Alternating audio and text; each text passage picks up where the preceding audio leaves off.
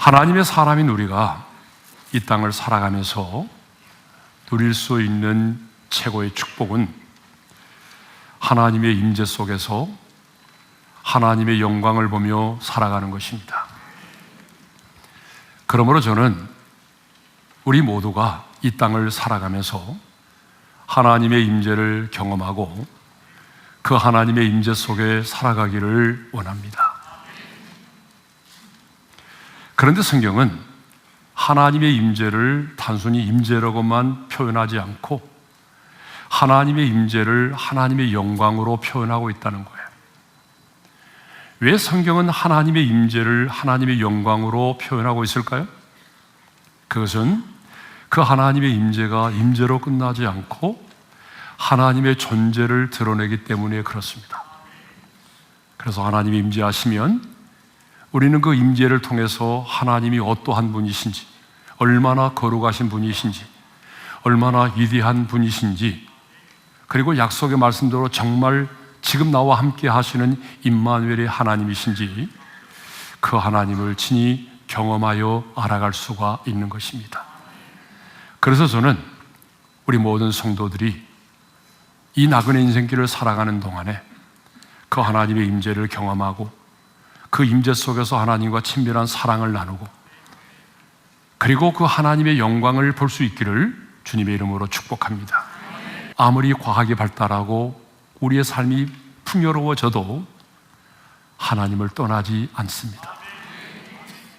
우리 인생에 어떤 시련과 박해와 고난이 와도 하나님을 인격적으로 만난 자는, 그래서 주님이 내 안에 내가 주님 안에 거하고 있는 자는 한순간에 실수로 넘어질 수는 있지만 하나님을 부정할 수는 없는 겁니다. 왜 사사시대에 다음 세대가 다른 세대가 되었을까요? 여러분 익히 알고 있는 말씀인데 사사기 2장 10절의 말씀을 우리 함께 읽겠습니다. 다 같이요. 그 세대 사람도 다 그 조상들에게로 돌아갔고 그 외에 일어난 다른 세대는 여호와를 알지 못하며 여호와께서 이스라엘을 위하여 행하신 일도 알지 못하였더라. 하나님의 임재를 통해서 하나님의 영광을 보지 못했던 그 다음 세대가 여호와를 알지 못하는 다른 세대가 되어버렸다는 거예요. 하나님의 일하심을 경험하지 못했던 세대가 이제는 여호와가 누구냐 하는 그런 다른 세대가 되어버렸다는 사실이죠. 그러므로 여러분 지금 우리에게 가장 필요한 것은 뭐냐? 돈이 아닙니다. 지금 우리에게 정말 필요한 것은 하나님의 임재입니다. 하나님이 우리 인생 가운데 개입하시고 일하시면 우리는 하나님의 영광을 보게 되는데 단순한 하나님의 영광이 아니라 내가 믿는 하나님이 어떤 분이신지를 경험해서 알아가게 되어 있습니다. 그래서 강력한 하나님의 임재 속에서 하나님의 영광을 본 자는요 절대로 하나님을 부정할 수가 없습니다. 아니 세상에서 내가 미움을 받고 왕따를 당하지만 하나님을 인격적으로 만난 사람은요 미움을 받을 용기를 가지고 당당하게 살아가는 것입니다. 저는 저와 여러분이 미움받을 용기를 가지고 당당하게 살았으면 좋겠습니다. 그렇다면 누가 하나님의 임재를 경험하고 그 임재 속에서 살아갈 수 있느냐라고 하는 거죠. 그래서 오늘은 네 가지를 생각하겠습니다. 첫째로 누가 하나님의 임재를 경험하며 살아갈 수 있느냐? 그것은 하나님의 임재를 사모하는 자입니다. 자, 우리 하나님은 여러분이 생각하는 것보다 인격을 가지신 분이세요. 여러분이 생각하는 것보다 하나님은 정말 거룩한 인격을 가지신 분이시고 그래서 하나님과 우리 사이의 관계는요 인격적인 관계예요. 그렇기 때문에 하나님은요 일방적으로 강제적으로 강압적으로 우리 가운데 역사하시기보다는 하나님의 임재를 사모하는 영혼에게 자신을 나타내 보이시고 강력하게 역사하십니다. 그래서 시편 107편 9절에 보게 되면 이런 말씀이 있어요. 다 같이요. 그가 사모하는 영혼에게 만족을 주시며 줄인 영혼에게 좋은 것으로 채워주심이로다. 사모하는 영혼을 만족해 하신대요. 여기서 사모한다는 것은 단순히 좋아하고 관심을 갖는 정도를 말하는 것이 아니에요.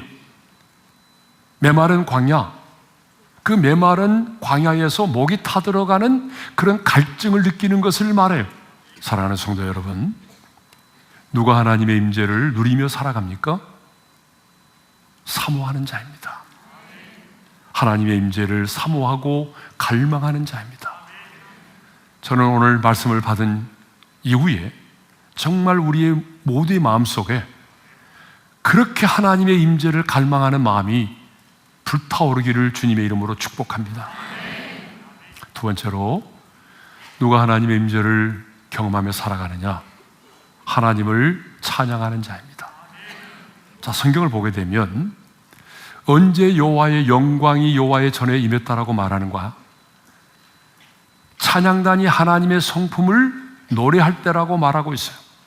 자, 말씀을 읽겠습니다. 역대하 5장 13절의 말씀이죠. 다 같이 시작. 나팔 부는 자와 노래하는 자들이 일제히 소리를 내어 여호와를 찬송하며 감사하는데 나팔 불고 재금치고 모든 악기를 울리며 소리를 높여 여호와를 찬송하여 이르되 선하시도다 그의 자비하심이 영원히 있도다 하매 그때에 여호와의 전에 구름이 가득한지라. 자, 여러분, 언제 여호와의 영광의 구름이 여호와의 전에 가득했다라고 말하고 있습니까? 그때라고 말하고 있어요. 그때가 언제죠? 그때는 바로 언약궤를 지성소에 안치하고 찬양단이 하나님의 성품을 찬양할 때입니다.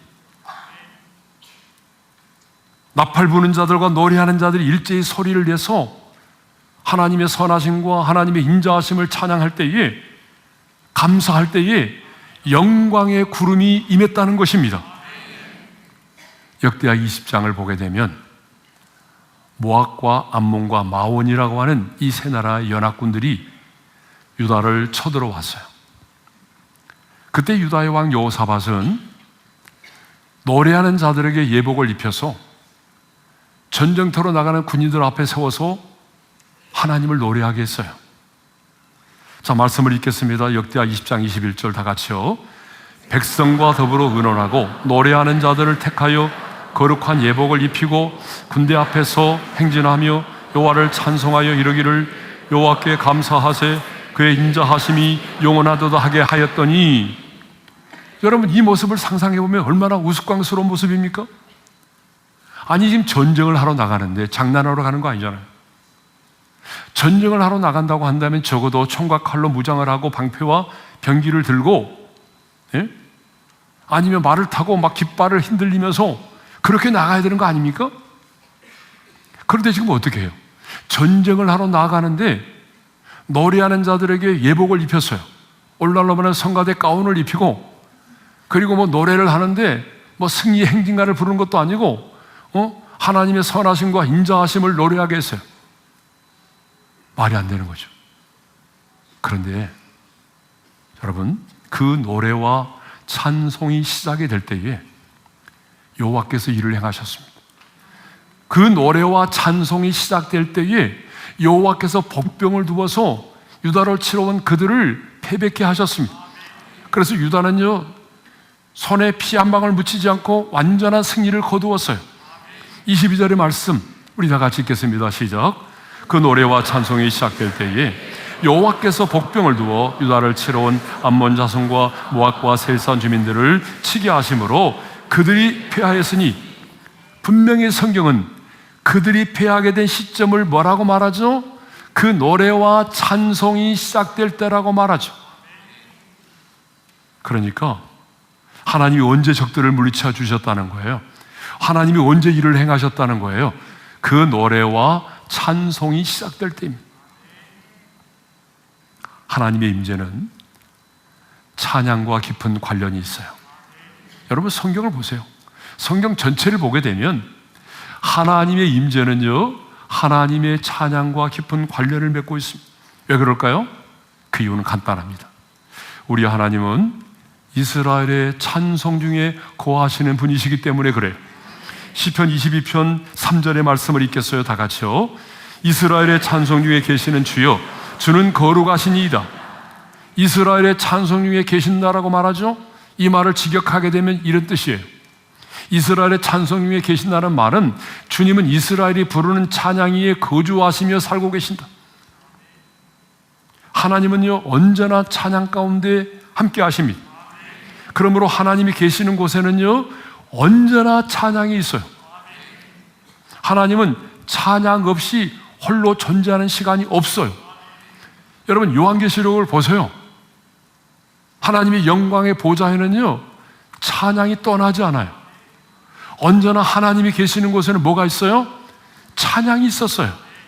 그래서 시편 기자는 시편 100편 4절에서 이런 말을 하고 있어요. 다 같이요. 감사함으로 그의 문에 들어가며 찬송함으로 그의 궁정에 들어가서 그에게 감사하며 그의 이름을 송축할지어다. 찬송함으로 어디로 들어가라고요? 여호와의 궁정으로 들어가라고 그랬어요. 제가 방금 말씀드렸잖아요. 궁정이 어떤 곳이죠? 하나님의 보좌가 있는 곳, 하나님의 임재가 있는 곳이에요. 그러니까 하나님의 임재가 있는, 하나님의 보좌가 있는 그 지성소로 들어가는 지름길이 뭐예요? 하나님을 찬양하는 것입니다.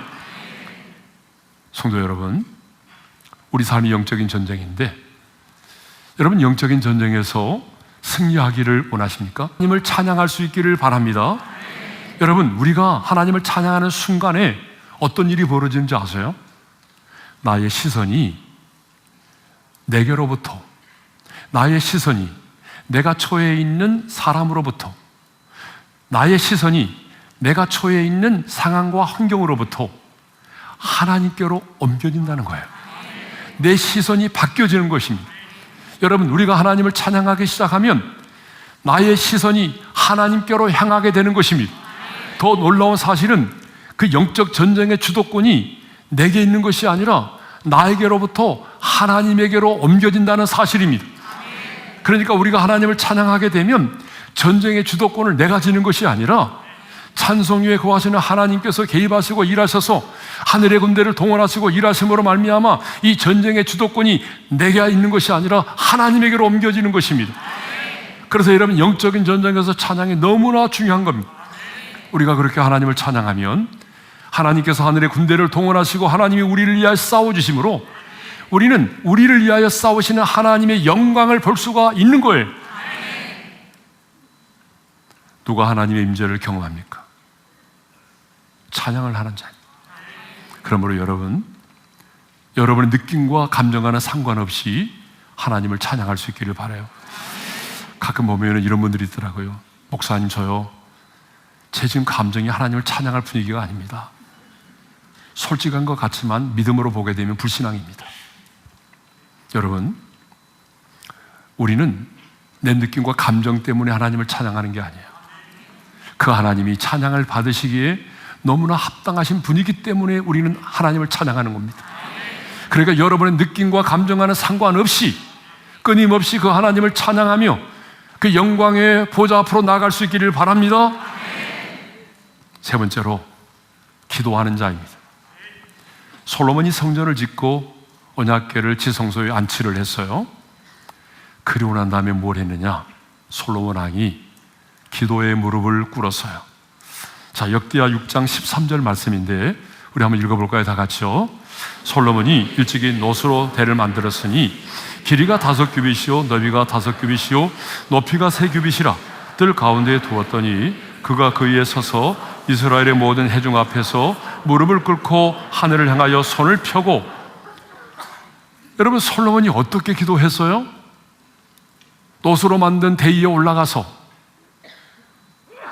이스라엘의 왕인 솔로몬 왕이 무릎을 꿇고 이스라엘이 보는 온 회중 앞에서 하늘을 향하여 두 손을 들고 기도를 했다라고 말하죠. 솔로몬이 누굽니까? 왕입니다. 이스라엘의 왕이에요. 근데 왕인 그가 온 회중이 보는 앞에서 무릎을 꿇었어요.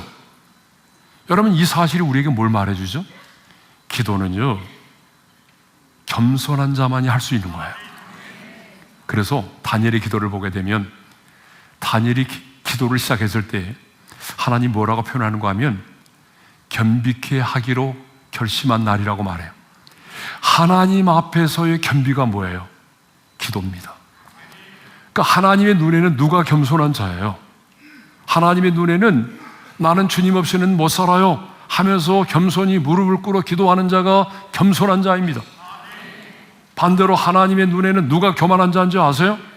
목에다 힘주고 다니는 사람이 교만한 사람이 아니에요. 신앙생활 아무리 오래 했어도 여러분, 내가 기도에 무릎을 꿇지 않으면 하나님의 눈에는 그는 교만한 자입니다. 기도하지 않으면 교만한 거예요. 왜요? 기도를 하지 않은 이유가 뭐예요? 하나님 없이도 살 수 있다는 거 아니에요? 그래서 여러분, 기도는 누가 하느냐? 겸손한 자만이 하는 거예요. 솔로몬은 다음에 하늘을 향하여 손을 들어 기도했어요. 자, 손을 들었다는 말이 뭐예요? 이건 신앙의 고백이 이런 거예요. 하나님, 저는요 내 힘으로 살 수 없어요. 나는 할 수 없어요. 하나님만을 의지합니다. 이런 신앙의 고백으로 두 손을 들어서 기도를 한 겁니다. 그런데 솔로몬이 이런 기도를 드릴 때에 어떤 일이 일어났죠? 자, 역대하 7장 1절의 말씀을 우리 함께 읽겠습니다. 다 같이요. 솔로몬이 기도를 마침에 불이 하늘에서부터 내려와서 그 번제물과 제물들을 사르고 여호와의 영광이 그 성전에 가득했어요.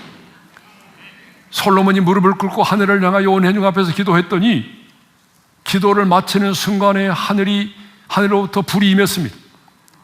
불이 임한 것으로 끝나는 것이 아니라 여호와의 영광이 주의 전에 가득했다라고 말하죠. 하나님이 강력하게 임재하셨음을 말해주는 겁니다. 기도했을 때 하나님이 임재하여 주셨습니다. 여러분, 오순절 성령 강림의 사건도 마찬가지입니다. 여러분, 오순절 성령 강림의 사건도 120명의 성도들이 앉아서 음식 먹을 때 임한 것이 아니었어요. 마음을 같이하여 합심으로 기도할 때에 여러분, 그 마가의 다락방에 성령의 불이 임했던 것입니다. 하나님은 지금도 마찬가지입니다. 겸손히 무릎을 꿇어 기도하고 간절히 여호와께 그 얼굴을 구하며 부르짖어 기도할 때에 하나님이 그 사람에게 임재하시고 그 현장 가운데 임재하시는 것입니다. 그러므로 하나님의 임재를 경험하고 그 임재 속에 살기를 원한다면 여러분, 기도의 무릎을 꿇으시기를 바랍니다. 자, 마지막 네 번째로 회개하는 자입니다. 자, 성경을 보게 되면 어린 양의 핏부림이 있는 곳에 기름이 발라졌어요. 레위기 14장을 보게 되면 한센병, 그 한센병에 대한 규례가 나오는데 한센병에 걸렸다가 고침을 받은 사람이 정상적인 삶으로 돌아가려면 까다로운 절차를 밟아야 했어요. 그 첫 번째 절차가 무엇인가 하면은 제사장은 그 속건 제물의 피를 취해서 정결함을 받을 자의 오른쪽 이 깃뿌리와 오른쪽 엄지 손가락과 오른쪽 엄지 발가락에 피를 발랐어요. 두 번째는 뭐 했느냐? 제사장은 또 한 록의 기름을 취해서 왼쪽 손바닥에 따른 다음에 오른쪽 손가락으로 기름을 찍어서 그것을 여호와 앞에 7번 뿌렸어요. 세 번째는 제사장의 속건 제물의 피가 발라진 곳에 기름을 발랐어요. 이게 중요해요. 자, 17절의 말씀을 읽겠습니다. 다 같이요. 손에 남은 기름은 제사장이 정결함을 받을 자의 오른쪽 깃뿌리와 오른쪽 엄지 손가락과 오른쪽 엄지 발가락 그 속건 제물의 피에 바를 것이며 속건 제물의 피에 기름을 발랐다라고 되어 있어요. 이건 아주 중요합니다.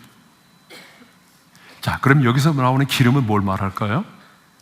구약에 나오는 기름은 성령의 역사를 말하는 거예요. 성령님의 역사. 그러니까 성령의 기름 부심이 어디에 임했냐 그러면 신약으로 말하면 유월절 어린 양의 피, 예수님의 보혈이 적셔지고 발라진 곳에 성령의 기름 부음이 임했다는 것을 말해주는 거예요. 여러분, 성령의 기름 부심은요 모든 사람에게 임하는 것이 아니에요. 성령의 기름 부심은 예수님의 보혈이 적셔지고 발라진 곳에만 임할 수 있다는 거예요.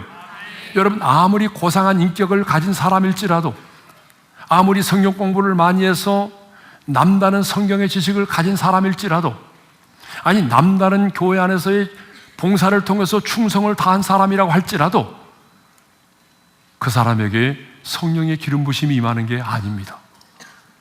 아무리 고상한 인격을 가졌다고, 남보다 성경의 지식을 많이 알고 있다고, 남보다 더 많은 충성을 했다고 그 사람에게 성령의 기름 부심이 임하는 게 아니라는 거예요. 성령의 기름 부심은 누구에게 임하느냐? 죄를 회개하고 어린 양의 보혈로 정결함을 받은 자의 심령 속에 성령께서 강력하게 임재하신다는 사실입니다. 그래서 오순절 성령 강림으로 성령의 충만함을 받았던 사도 베드로는 이렇게 외쳤어요. 다 같이 읽겠습니다. 시작. 너희가 회개하여 각각 예수 그리스도 이름으로 세례를 받고 제사함을 받으라. 그리하면 성령의 선물을 받으리니, 성령의 선물을 받는 것을 회개와 연관시키고 있어요. 왜 그럴까요? 하나님은 너무나 거룩하신 분입니다. 그러므로 거룩하신 하나님은 죄를 미워하십니다. 그러니까 하나님의 임재를 가로막고 있는 건 뭐예요? 하나님의 임재를 가로막고 있는 것은 우리의 죄라는 거예요. 그러므로 하나님의 임재 속에서 내가 살아가려면 우리는 철저하게 우리 죄를 회개해야 됩니다. 그래서 예수님의 보혈로 정결함을 받아야 됩니다. 근데 여러분, 회개라고 하는 것은 뭐냐? 눈물 흘리고 단지 잘못을 인정하는 정도가 아니라 죄를 미워하고 죄를 끊어버리고 내 하나님께로 그 인생의 방향을 돌이키는 것을 회개라고 말하는 것입니다. 이렇게 우리가 철저하게 죄를 끊고 회개하고 어린 양의 보혈로 정결함을 얻을 때에 하나님께서 우리 인생 가운데 강력하게 개입하시고 일하실 줄로 믿습니다. 정말 여러분 예수 믿고 거듭나셨어요? 정말 여러분 예수님을 영접하고 하나님의 자녀가 되셨습니까? 그렇다면 이제 더 이상 종교인으로 살지 마십시오. 신앙생활 하면서도 하나님의 임재에 대한 갈급함도 한 번도 없이, 하나님의 임재가 무엇인지를 한 번도 경험하지 못한 채, 살아계신 하나님의 역사를 한 번도 경험하지 못한 채 그냥 종교인으로 살아가는 분들이 있어요. 형식적으로, 습관적으로 하나님을 예배하고 마지 못해서 신앙생활 하는 분들이 얼마나 많이 있습니까? 저는 오늘 이 말씀을 듣는 우리 성도님들이 하나님의 임재를 갈망했으면 좋겠습니다. 그리고 그 하나님의 임재 속에서 내 삶에 개입하시고 역사하시는 하나님의 손길을 날마다 경험하면서 그 하나님의 영광을 보고 그 하나님의 영광을 통해서 하나님이 어떤 분이신가를 날마다 체험하여 알아갈 수 있기를 소망합니다. 구원받은 저와 여러분이 이 땅에서 누릴 수 있는 최고의 축복은 부자가 되는 게 아닙니다. 구원받은 저와 여러분, 이 땅을 살아가는 저와 여러분들이 이 땅에서 누릴 수 있는 최고의 축복은 세상 사람들이 말하는 것처럼 번영과 성공이 아닙니다. 하나님의 사람인 우리가 이 나그네 인생길을 살아가면서 누릴 수 있는 최고의 축복은 하나님의 임재를 경험하고 그 하나님의 임재 속에서 살아가는 것입니다. 그 하나님의 임재 속에서 하나님의 사랑을 느끼고 하나님이 내 삶에 개입하시고 역사하시는 그 하나님의 영광을 보면서 성경에 기록된 그 하나님을 매일매일 알아가는 것입니다. 누가 하나님의 임재를 경험하며 살아갑니까? 사모하는 자입니다. 찬양하는 자입니다. 그리고 기도하는 자입니다. 그리고 철저하게 자신의 죄를 끊고 회개하는 자입니다.